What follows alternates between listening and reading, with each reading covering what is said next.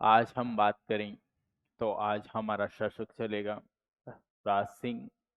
हमने अमर सिंह के बारे में बात की थी कल। उसके अलावा कर्ण सिंह किस तरह महलों का निर्माण कराता है पिछोला झील में, और उसके अलावा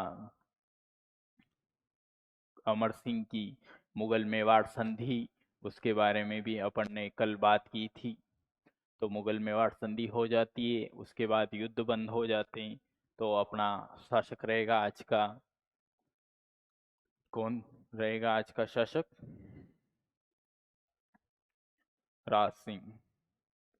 राज सिंह, ठीक है। अब राज सिंह क्या करता है, इसके शासनकाल में क्या नीतियां होती है? तो राज सिंह जो रहता है, इसके समय कौन था? शाहजहाँ शासक था। तो ये क्या करता है कि जो मरम्मत करवा देता है, साहब दूर की क्या निर्माण कार्य,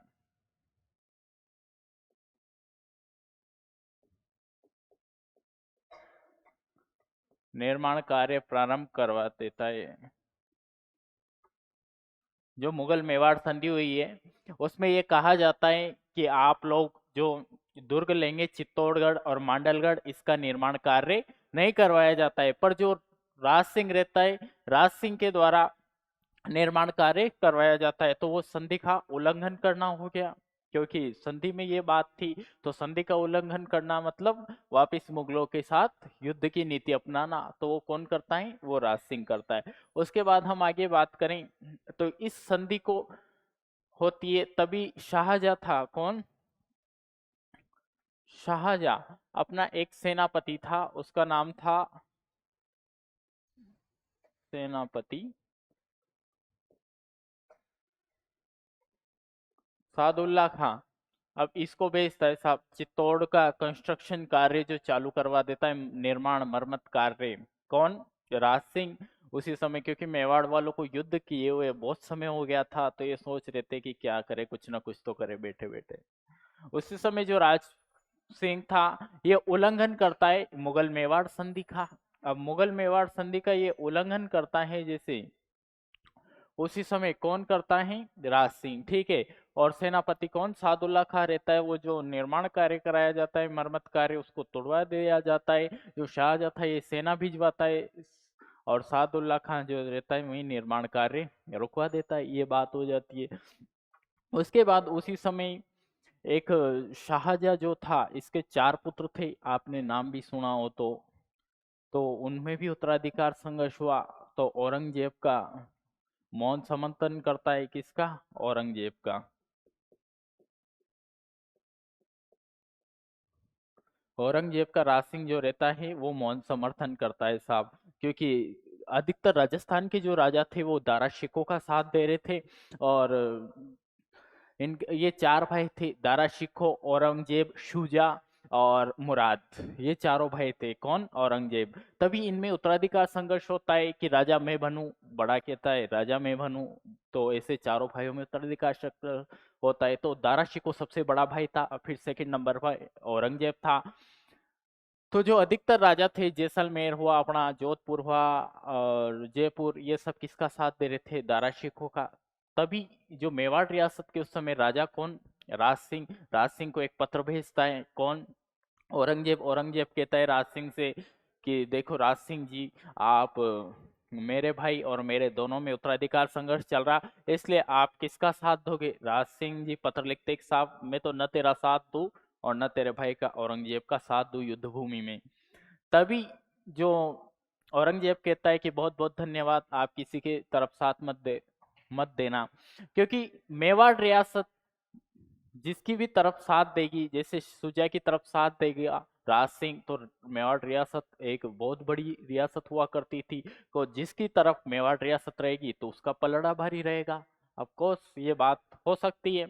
तो जो राज सिंह जी है, ये मौन समर्थन देते किसको, औरंगजेब को। औरंगजेब कहते कि ठीक है, आप दोनों में से किसी की भी तरफ युद्ध मत कीजिए। अगर दारा शिकोह की तरफ से युद्ध करते राज सिंह जी तो दारा शिकोह का पलड़ा भारी रहता, पर जो राज सिंह जी रहते हैं ये बुद्धि से काम करते हैं और ये किसी का भी साथ नहीं देते। तो शाहजहाँ के ये 4 पुत्र थे तो औरंगजेब का साथ दिया। तो बस यही औरंगजेब का थोड़ा साथ देते हैं राज सिंह जी, फिर उसके बाद तो दोनों में कभी भी नहीं बनती इनके। और जो भी औरंगजेब नीतियां लाता था उसका विरोध करते थे राज सिंह। औरंगजेब जजिया कर लाया, जजिया कर हिंदुओं पर लगाया जाता था मुसलमान शासकों द्वारा। तो कहा जाता है कि जो जजिया कर है ये अकबर ने बंद कर दिया था उस समय, और जो औरंगजेब रहता है ये 6079 ईस्वी को वापिस जजिया कर हिंदुओं पर लगा देता है। कौन? औरंगजेब। ठीक है, तो ये वापिस जजिया कर लाता है, इसका भी विरोध करता है, मंदिर तोड़वाता है औरंगजेब। और उसके अलावा जो हिंदू कन्याएं थी, हिंदू हिंदू राजाओं की पुत्रियां थी या फिर जो महिलाएं थी उनसे विवाह करता था, कन्याओं से हिंदू विवाह का। तो ये औरंगजेब करता था। तभी जो राज सिंह रहते हैं मेवाड़ के, वो कहते हैं एक पत्र और अनाउंस करवाते हैं सभी जगह पूरे भारत में कि अगर कोई औरंगजेब के द्वारा कहीं हिंदू मंदिर तोड़वाते हैं, मूर्तियां तोड़वाते हैं, तो आप मुझे मैसेज करिए और मुझे बोलिए। ठीक है, तो ये कौन करते हैं? राज सिंह जी। उसके अलावा कहते हैं कि औरंगजेब अगर मुगल कोई हिंदू लड़की से ब्याह करने की बोलते हैं और कोई जबरदस्ती करते हैं तो मेरे से बोलिए। कौन कहता है इसे? राज सिंह जी कहते हैं। तो ये सब औरंगजेब की जो नीतियां थी उसका विरोध करते हैं राज सिंह जी। तो इस तरह अनेक प्रकार की नीतियां आई है। और उसके अलावा हम आगे बात करें तो उसी समय मथुरा में भी 6079 को मथुरा वृंदावन में श्री कृष्ण भगवान का मंदिर रहता है। उसको समाचार आते हैं कि साहब जो मथुरा वृंदावन का मंदिर है उसको तोड़ने, मूर्तियां तोड़वाने औरंगजेब आ रहा है। उसी समय वहां के महंत थे पुजारी सुंदरदास जी। और सुंदरदास जी जो रहते हैं वो राजस्थान में राजस्थान में सर्वप्रथम जो आते हैं वो मेवाड़ में आके और कहते हैं कि साहब जो ये औरंगजेब है इन मूर्तियों को, राज सिंह जी कहते हैं कि इनकी प्राण प्रतिष्ठा कराया जाए। और जो अभी वर्तमान में जो नाथ द्वारा है राज संबंध में, वहां पर इनका निर्माण करवाया जाता है मंदिर का। तो उसी से वो मंदिर की मूर्ति लाई हुई मथुरा से, वही अभी वर्तमान जो श्रीनाथ जी का मंदिर है वहां पर उसकी अपन प्राण प्रतिष्ठा करवाई थी। किसने? राज सिंह के द्वारा ही करवाई जाती है। तो ये सब कार्य राज सिंह के शासन काल में होते। राज सिंह के शासन काल में अकाल भी पड़ा था उसी समय। ऐसी कहा जाता है कि मेवाड़ रियासत में अकाल था तो लोगों को भोजन की भी बहुत आवश्यकता है, पानी की भी बहुत आवश्यकता है, तो अकाल होता है। तो राज सिंह जी एक सोचते हैं कि राजसमंद झील का निर्माण करवाया जाता है। कहा जाता है कि आप मिट्टी खोदो सुबह और मजदूरी करो और शाम को घर जाते समय अनाज लेकर जाओ। तो काम के बदले अनाज का जो योजना किसके शासन काल में चली? राज सिंह के द्वारा। आज भी हम देखते हैं कि नरेगा में जो मजदूर रहते हैं ग्रामीण क्षेत्रों में वो दिन भर काम करते हैं और सरकार द्वारा उनको पैसे दिए जाते हैं जो भी उनकी मजदूरी रहती है। तो ये सब हमारे राजाओं ने, राजस्थान के राजाओं ने उस समय ही कर दिया था ये सब काम, कि काम के बदले अनाज ये कार्य किया था। तो राज सिंह जी के काल में राजसमंद झील का निर्माण होता है। कहा जाता है कि राज सिंह जी शादी करने के लिए कहीं दूसरी जगह जा रहे थे, उसी समय जो वहां पर एक नदी पड़ती है उसका नाम है गोमती नदी। ठीक है, तो गोमती नदी का पानी इतना उफान पे था कि राज सिंह जी को उसको क्रॉस करने में 3 दिन लग गए थे उनको इंतजार। तभी उन्होंने सोचा कि इस नदी को ऐसा बांधूंगा मैं कि अब ये कभी आएगी नहीं। तभी वो अपने मन में इस प्रकार सोचते हैं और फिर वहां पर राजसमंद झील का निर्माण करवाते हैं उस नदी का पानी रुकवा कर। कौन सी झील? राजसमंद झील। ठीक है, तो ये सब निर्माण कार्य किया जाता है किसके द्वारा? राज सिंह जी के द्वारा। और उसके अलावा हम आगे बात करें तो राज सिंह जी जो थे वो ऐसे शासक थे जिन्होंने औरंगजेब से सीधी जो थी उनकी नीतियां थी औरंगजेब की, उनसे विरोध किया। उसके अलावा जो मेवाड़ रियासत थी उसका निर्माण कार्य की मरम्मत जो करवाई थी, वहां पर कहाँ किनका शासन काल हो गया था? जो सादुल्ला खां था उसकी सेना थी साहब, ठीक है, उसकी सेना थी वहां पे। तो इन चारों भाइयों में उत्तराधिकार संघर्ष कर रहा था। तो जो राज सिंह जी थे ये अपने मेवाड़ साम्राज्य का विस्तार करते जा रहे थे, उत्तराधिकार संघर्ष चल रहा था उन चारों में। औरंगजेब और दारा शिकोह ये थे, ये युद्ध में व्यस्त थे। उसी समय जो राज सिंह जी रहते हैं वो जो मेवाड़ के वो क्षेत्र जो मुगलों के अधीन थे उनको आजाद कराते हैं। कौन कराते हैं? राज सिंह जी।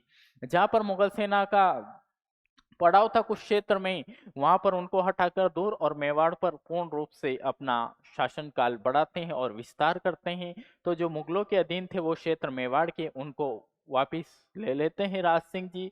उसके अलावा ये टीका दौड़ बोलते हैं अपन उससे, जैसे कोई राजा है उसका राज्याभिषेक होता है तो उसकी एक वर्ष में अपन बोलते हैं कि जैसे किसी का जन्मदिन आता है, ऐसे उसी समय ऐसा अवसर आता था उसका राज्याभिषेक का दिन, तो उसे अपन बोलते हैं टीका दौड़।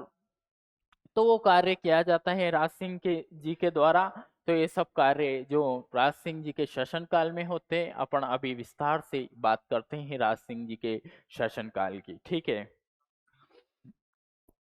उसके बाद इनका जो पुत्र रहता है वो भी एक झील का निर्माण करवाता है, उसके बारे में भी अपन विस्तार से आगे बात करेंगे। और एक अच्छी सी कहानी चारुमती की, उसके बारे में भी अपन अभी बात करेंगे, ठीक है।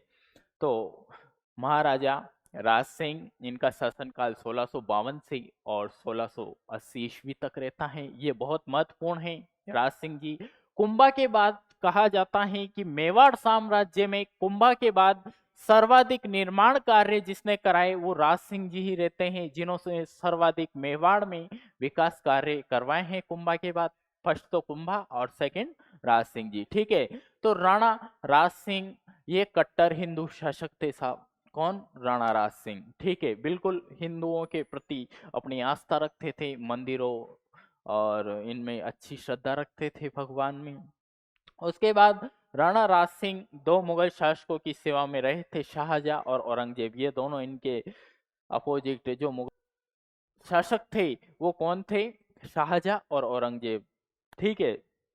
शाहजहां ने राज सिंह को 5,000 का मनसब दिया था, जिसे औरंगजेब ने बढ़ाकर कितने का कर दिया? 6,000 का मनसब कर दिया। राज सिंह मेवाड़ के ऐसे शासक थे जिन्होंने मेवाड़ को मुगलों से पुनः स्वतंत्र कराने का प्रयास किया था। बिल्कुल किया था इन्होंने प्रयास। कैसे प्रयास किया कि जो मुगल मेवाड़ संधि हुई थी उसमें दुर्गों के मरम्मत की कहा था कि इनका पुनर्निर्माण नहीं कराएंगे, पर जो राज सिंह जी रहते हैं ये दुर्गों का पुनर्निर्माण करवाते हैं, मरम्मत का कार्य करवाया जाता है राज सिंह जी के द्वारा।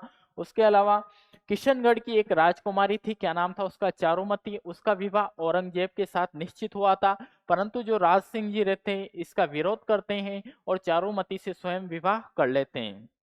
अब क्या होता है कि जो चारुमती रहती है, किशनगढ़ की एक राजकुमारी रहती है चारुमती, उसी समय चारुमती के यहाँ पर एक दिल्ली की महिला आई हुई थी, तो बैनर पोस्ट जो रहते हैं वो बेचने आई थी, तो चारुमती लेने गई।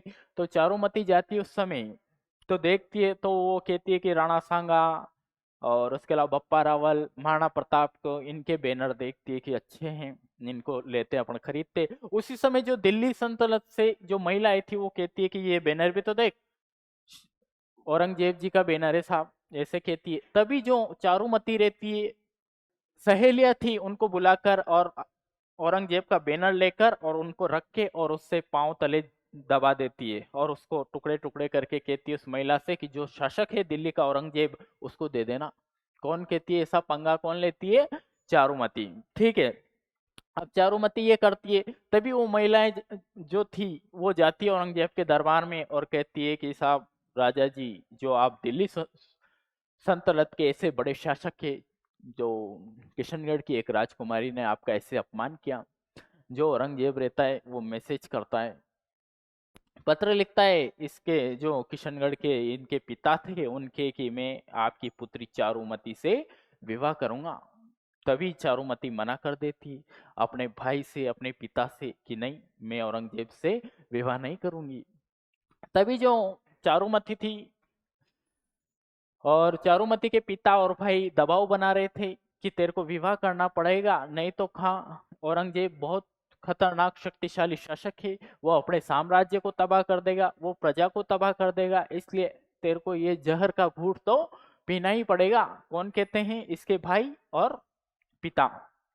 ठीक है, चारुमती को वो राज सिंह जी वाली बात याद आती है कि राज सिंह जी ने सबसे बोल रखा है पूरे भारत में कि मुगल किसी भी हिंदू हिंदू राजकुमारी से विवाह करे तो मेरे से बात करना, मैं उसकी सहायता करूंगा। तो चारुमती राज सिंह जी को पत्र लिखती है और ऐसे ऐसे पूरा वर्णन बताती है। राज सिंह जी कहते हैं कि टेंशन मत ले, आराम है। तभी जो राज सिंह जी रहते हैं वो चारुमती को से विवाह कर लेते हैं, और कहा जाता है कि राज सिंह जी विवाह कहाँ पे करते हैं? वहीं पे। तभी एक इनका कहा, अपन ने बात भी की थी कि इनका एक ठिकाना था सलुम्बर। अब राज सिंह जी विवाह करेंगे तो औरंगजेब की सेना आएगी उसको रोकने के लिए। तो औरंगजेब की सेना रवाना होती है, तो राज सिंह जी अपने सामंतों को इकट्ठा करते, सेनापतियों को इकट्ठा करते और कहते हैं कि मैं जब तक विवाह न कर लूं तब तक औरंगजेब की सेना को तुम रोके रखना। कहां पर? अजमेर के निकट, 1 इंच भी आगे नहीं बढ़ना चाहिए। राजा जी का आदेश आ गया, साहब सामंत कहते हैं कि ठीक है। तभी जो इन तो राज सिंह ने चित्तौड़ का मरम्मत कार्य आरंभ करवाकर मुगल मेवाड़ संधि का उल्लंघन किया। ठीक है, राज सिंह के एक सेनापति रतन सिंह चुंडावत का विवाह बूंदी के संग्राम सिंहाड़ा की पुत्री सलह कंवर के साथ हुआ था। सलह कंवर को इतिहास में हाड़ी रानी के नाम से जाना जाता है। अब कौन थे रतन सिंह चुंडावत? कहाँ के थे ये? तो ये थे सलुम्बर ठिकाने के जागीरदार। ठीक है, तो इनके पास पत्र आया, साहब नई नई शादी हुई कि जो यहाँ के शासक है अपने मेवाड़ साम्राज्य के, तो वो कल विवाह करेंगे। इसलिए हरावल सेना का नेतृत्व जो किया था वो सलुम्बर ठिकाने वाले ही हरावल सेना का, आगे जो बटालियन रहेगी सेना की उसका नेतृत्व कौन करेगा? तो उनका नेतृत्व करेंगे रतन सिंह चुंडावत। रतन सिंह चुंडावत के पास मैसेज जाता है, पत्र जाता है। उसमें लिखा रहता है कि साहब राजा जी ने आपको बुलाया, राज सिंह जी ने, और इनका विवाह है तो औरंगजेब की सेना को अपने को रोकना है।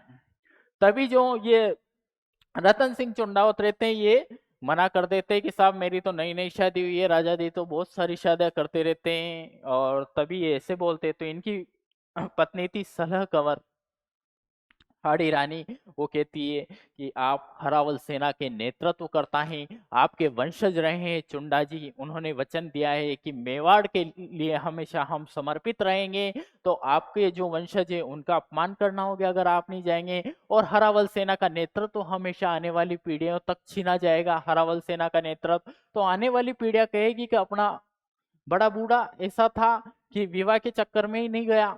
तभी जो ऐसे बात बताती है सलह कंवर, तभी उसी समय रतन सिंह चुंडावत रहते हैं, वो जाते हैं युद्ध क्षेत्र में, उनके के ठीक है साहब चल जाता हूं मैं। तभी दूसरे दिन जाते हैं घोड़े पे बैठे, तभी पास में इनके एक सैनिक खड़ा था।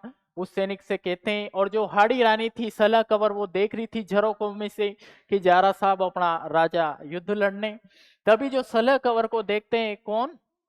रतन सिंह चुंडावत, और कहते हैं सैनिक से कि जो रानी साहिबा हैं इनसे कुछ उपहार लिया, गिफ्ट जिसको मैं देख सकूं। जैसे सीता माता ने कंगन दिए थे हनुमान जी को, उसी प्रकार कोई निशानी लिया।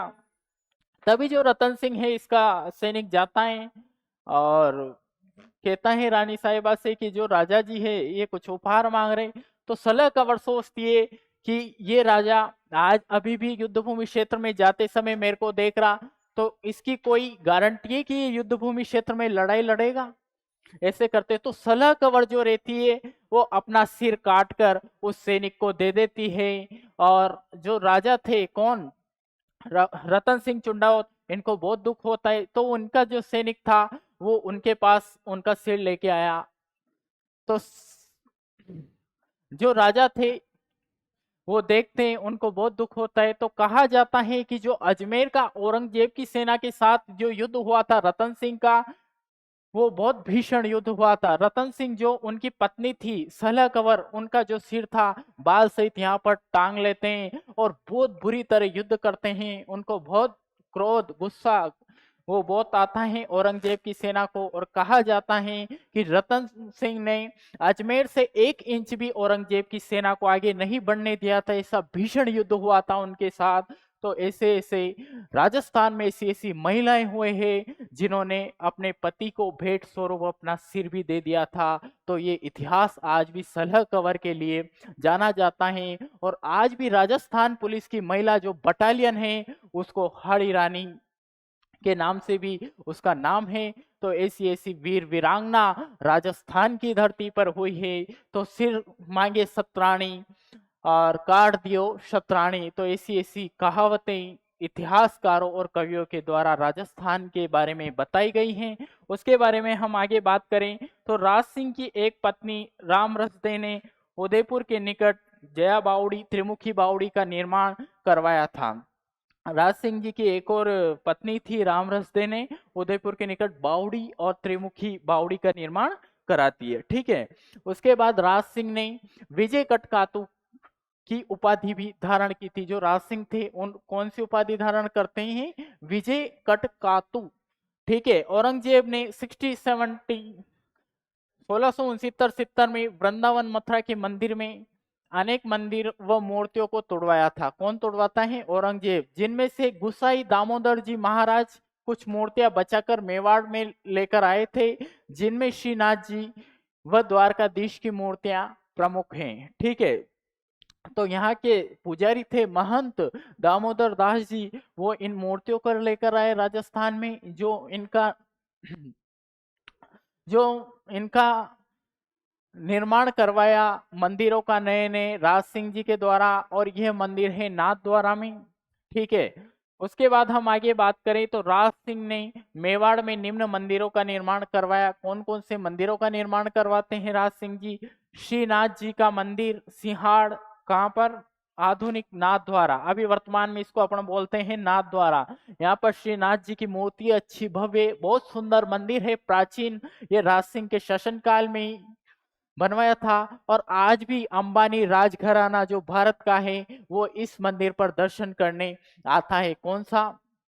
श्रीनाथ जी का। जो मुकेश अंबानी है ये आज भी इस मंदिर पे दर्शन करने जाता है। बहुत भव्य और सुंदर मंदिर है नाथ द्वारा का ये, उदयपुर राजसमंद में।